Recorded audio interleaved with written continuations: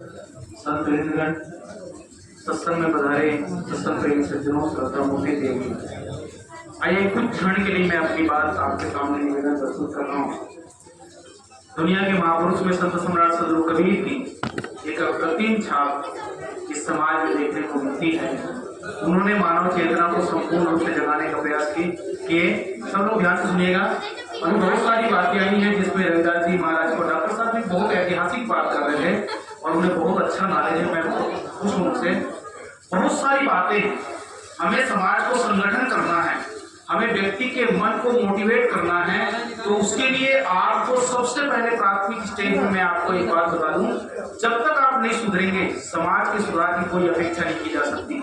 चाहे हजार आप सत्संग कर लीजिए, हजार आप हम लोग जैसे गेरुआ वस्त्र धारण कर लीजिए, कुछ भी कर लीजिए, लेकिन मन जब तक डिवाइडेशन में रहेगा, परिवर्तित रहेगा, मैं कुछ और वो कुछ और, तो यहाँ से समाज का उत्थान नहीं होगा। हम किसी संप्रदाय की बात कर सकते हैं, जैसे मैं कबीरपंथी हूँ तो मैं अपनी कबीरपंथी बात करूंगा, कोई बौद्धिस्ट है तो बौद्धिस्ट की बात करेगा, कोई योगी है तो योग की बात करेगा।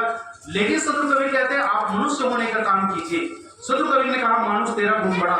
उन्होंने किसी प्रकार की संप्रदाय की बात नहीं कहा। इसलिए आप सबको सदगुरु कबीर का अपील है, भगवान बुद्ध का भी अपील है कि आप कुछ भी मत बनिए। सबसे पहले तो शिक्षित होइए, उसके बाद संस्कारित होइए। ये सबसे महत्वपूर्ण चीज जो डॉक्टर बी आर अम्बेडकर साहब जी ने आपको जिंदाबाद और अपील किया, उस बात को आप बहुत दिल से स्वीकार कीजिए। आप शिक्षित बनिए और संस्कारित होइए।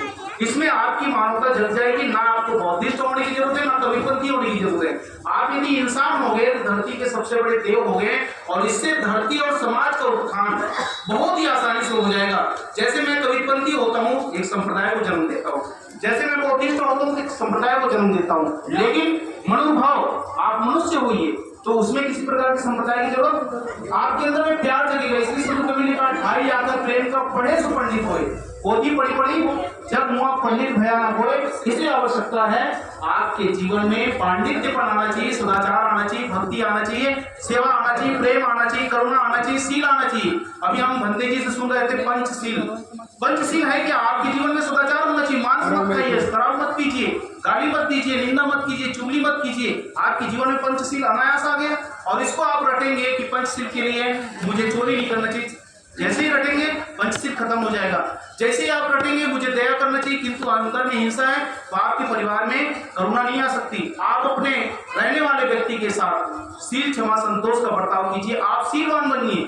आपके दिल में जब प्यार होगा तो दूसरे को भी प्यार बांटेंगे। अपने अंदर भी सुख होगा, दूसरे को भी सुख देते चले जाएंगे। सदगुरु कबीर की साधना क्या है? पहले आप बदलिए, फिर किसी और को बदलने की जरूरत नहीं। इसलिए आप लोगों को मैं निवेदन करूं कि आप सभी संत सम्राट सदगुरु कबीर के विचारों के साथ में अपने जीवन को डालने का प्रयास कीजिए। कबीरपंथी मत होइए। सदगुरु कबीर के अनुरूप में अपने जीवन को ले जाने का प्रयास करेंगे तो निश्चित ही आपके जीवन में साधना आएगी, भक्ति आएगी, और आपके घर में प्रेम स्वर्ग का प्रादुर्भाव होगा, और यही आपके जीवन का सार होगा। इन्हीं शुभ भावों के साथ अमर साहिब जी को बहुत बहुत धन्यवाद देते हुए और सभी संतों को मैं त्योहार बंदगी समर्पित करते हुए डॉक्टर बी आर अम्बेडकर साहब जी, रविदास जी महाराज, हरिदास जी महाराज और जितने भी संत हमारे बीच में रह गए, उन सबको पुष्पांजलि समर्पित करता हूँ। सदगुरु कबीर को भी और अमर साहिब जी को मैं बहुत बहुत धन्यवाद इस बात को देता हूँ कि आपने दिवस सत्संग का आयोजन किया, इसके लिए आपको बहुत बहुत धन्यवाद। और इसका साथ आप लोग सब दीजिएगा। रात्रि के सत्संग में भी यही लाभ मिलता है, दिवस सत्संग में भी यही लाभ मिलता है। दिवस सत्संग में आपको लाभ मिलेगा, ज्यादा ही लाभ मिलेगा, आपके शरीर का लाभ भी और मन का लाभ भी मिलेगा। इन शुभकामनाओं के साथ बहुत बहुत धन्यवाद साहिब। बड़ा उपकार किया। देखिए अब हम सबके बीच में हुए आदरणीय संत श्री कर्मेंद्र साहब जी, जो आगरा से हम सबके बीच में है, उनसे भी मेरा निवेदन है मात्र 5-7 मिनट में अपनी बात रखें। समय नहीं रह रहा आगे के लिए, तो क्षमा चाहूंगा सारे बंधुओं को। साहिब अभी नहीं